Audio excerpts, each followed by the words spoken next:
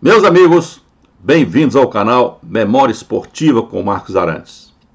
Nesta edição nós vamos dar continuidade à apresentação da série Técnicos Históricos, falando de Martim Francisco, um dos técnicos mais atuantes no futebol brasileiro e também no futebol espanhol.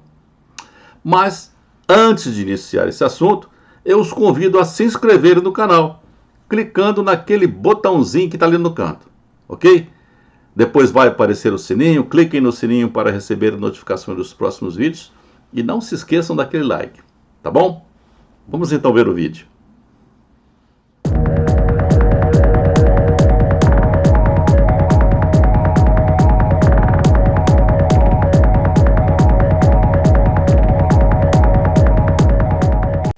Martim Francisco Ribeiro de Andrada era mineiro de Barbacena, berço dos Andrada, onde nasceu no dia 21 de fevereiro de 1928. Descendente de família nobre, era ele tetraneto de José Bonifácio de Andrade e Silva, o patriarca da independência do Brasil, além de outros renomados brasileiros da mesma família. Como todo menino do interior, Martim começou a brincar de bola nas peladas de rua. Pouco depois, aos 13 anos, começou a jogar no infantil do Olympique de Barbacena. Mas um acidente que sofrera impediu que continuasse jogando, e um Andrada, como era ele, teria agora que se preocupar com os estudos. Formou-se na área de ciências humanas e tornou-se professor, mas no fundo de sua alma sentia que sua paixão era o futebol. De repente, o professor Martim Francisco viu aflorar sua paixão pelo futebol. O magistério não lhe oferecia tanta emoção como o futebol poderia fazê-lo. Em 1948, quando ainda era estudante, lembrou-se que um dia, no Rio de Janeiro, quando estivera, fora ao Fluminense conversar com o treinador uruguaio Ondino Vieira, e fora naquele encontro que ele tivera as primeiras lições sobre tática de futebol. Já naquele dia, descobrira que esse era o seu caminho. Em 1950, o ex-professor Martim Francisco dava uma guinada em sua vida e começava uma nova atividade, desta vez ligado ao futebol. Era ele agora o diretor do Departamento do Interior da Federação Mineira de Futebol. Em seguida, aproximou-se mais da função de um treinador quando chegou a ser assistente técnico de Urbano Santos, o campeão da seleção amadora mineira. Era aí, podemos dizer, o nascedouro de sua carreira como técnico de futebol.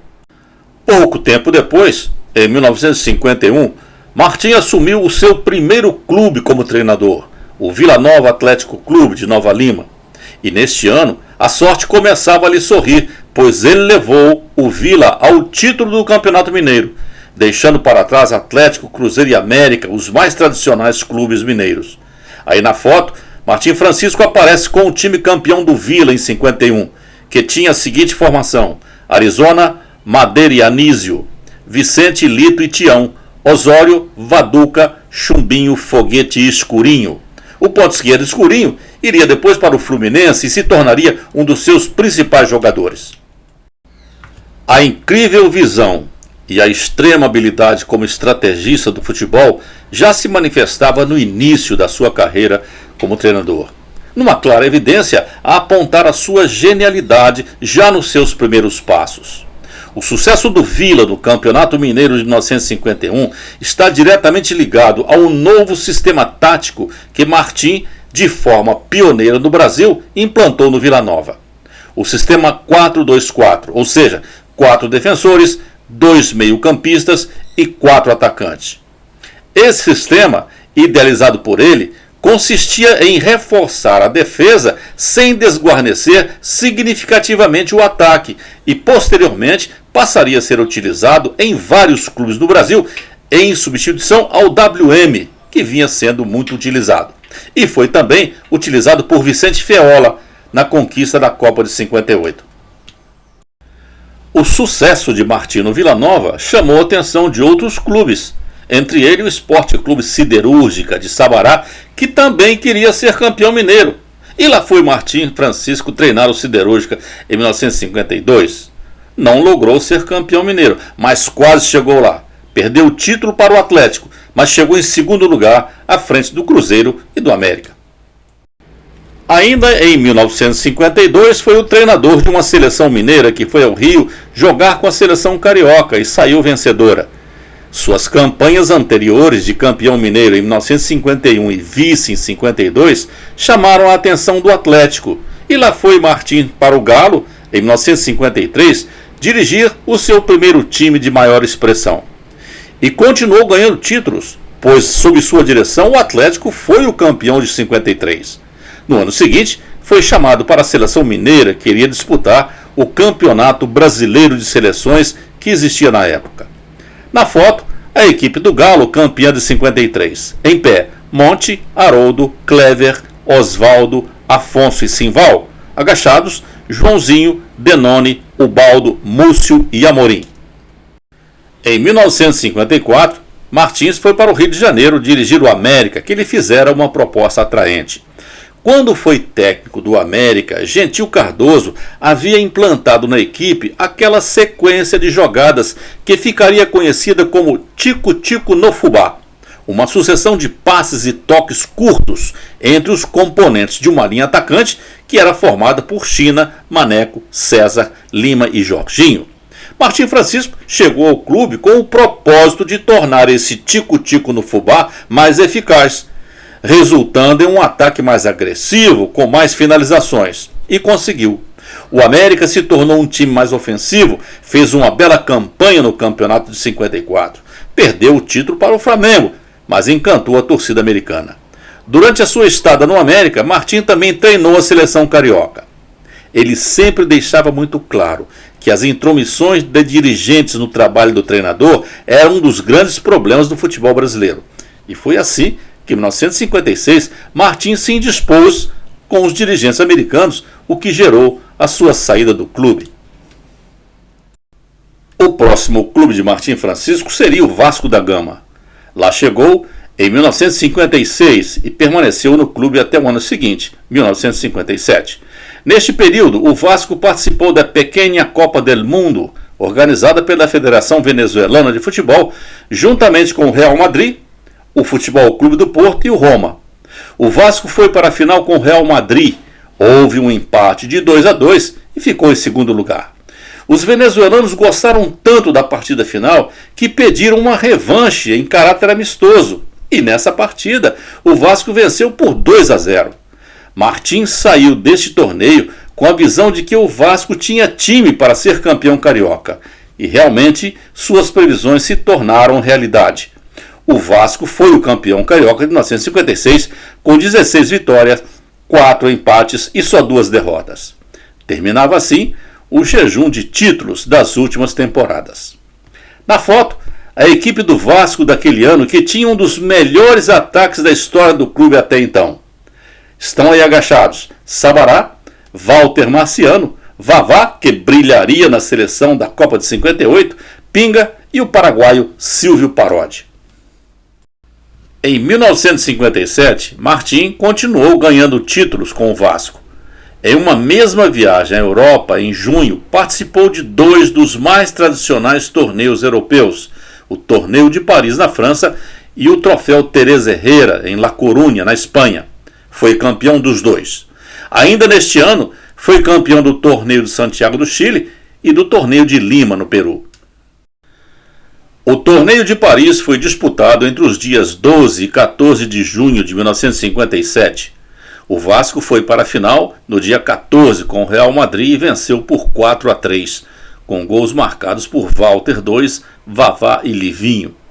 O Real Madrid era uma das melhores equipes europeias e tinha craques como Raymond Kopa, que foi um dos craques da seleção francesa de 54 e 58, o argentino Alfredo Di Stéfano, um dos maiores jogadores da história do futebol mundial, e Gento, ponta esquerda, que brilharia na seleção espanhola da Copa de 62.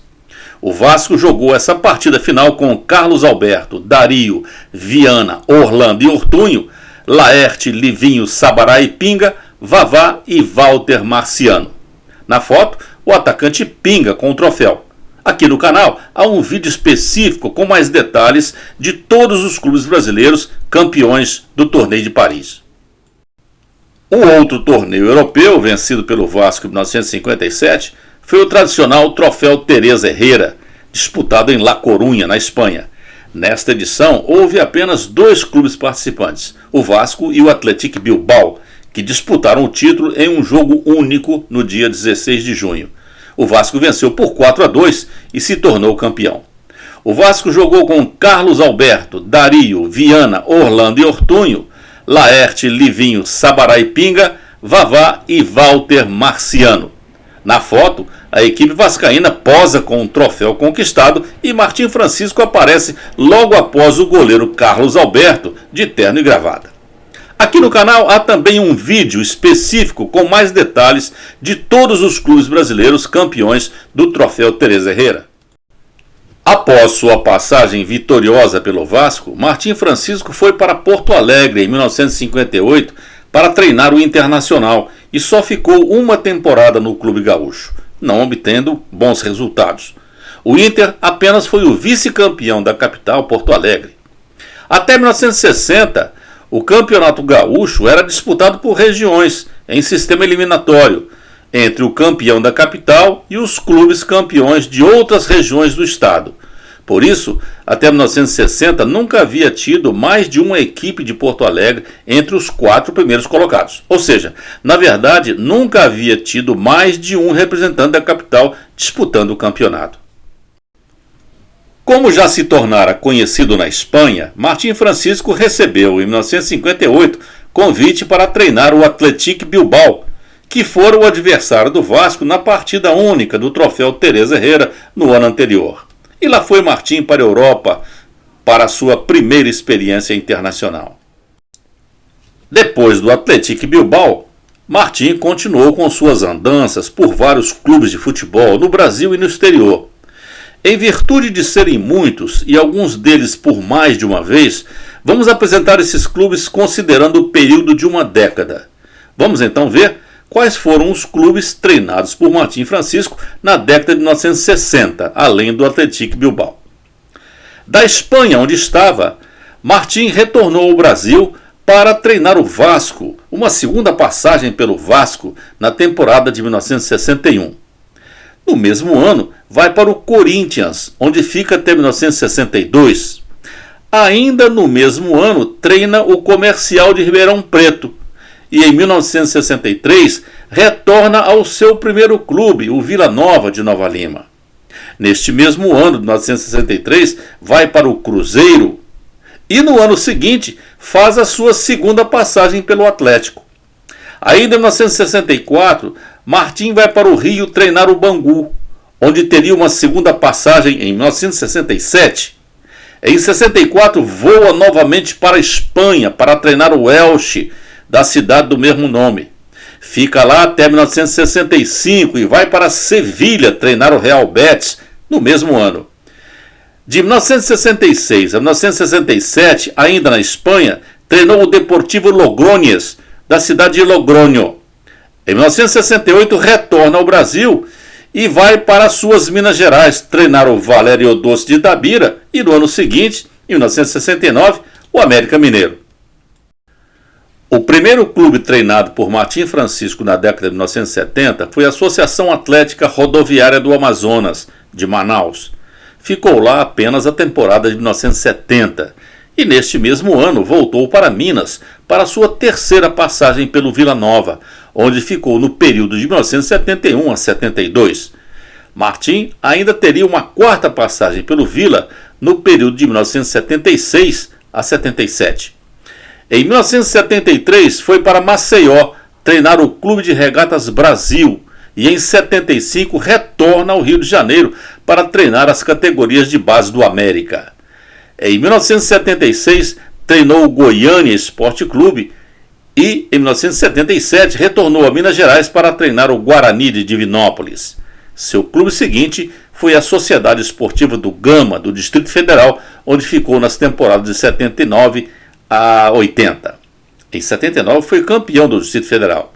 E em 1981 ainda treinou o Grêmio Esportivo Tiradentes, também do Distrito Federal, encerrando assim a sua carreira de treinador. Acredita-se que pelas mãos de Martim Francisco Ribeiro de Andrada, um dos mais competentes estrategistas do futebol brasileiro, passaram cerca de 650 livros sobre futebol. Entre eles, ele considerava El Preparador Técnico da Espanha e Táticas e Técnicas da Argentina como os dois mais importantes. Foi chamado de, abre aspas, o primeiro Lorde dos gramados brasileiros, o professor e o cientista do futebol, fecha aspas. Martim Francisco deixou esse mundo com idade de apenas 54 anos no dia 22 de junho de 1982, em Belo Horizonte. E assim, meus amigos, com um resumo da carreira de Martim Francisco, o técnico Martim Francisco, chegamos ao final de mais um vídeo aqui no canal Memória Esportiva com Marcos Arantes. Ok? Aqueles que ainda não se inscreveram, o botãozinho ainda está ali. Cliquem nele, depois acione o sininho que vai aparecer para que vocês recebam notificações dos próximos vídeos que virão. E não se esqueçam daquele like, tá bom? E continuem assistindo aos vídeos do canal através desses links que estão aparecendo ou vão aparecer aqui do lado, tá bom?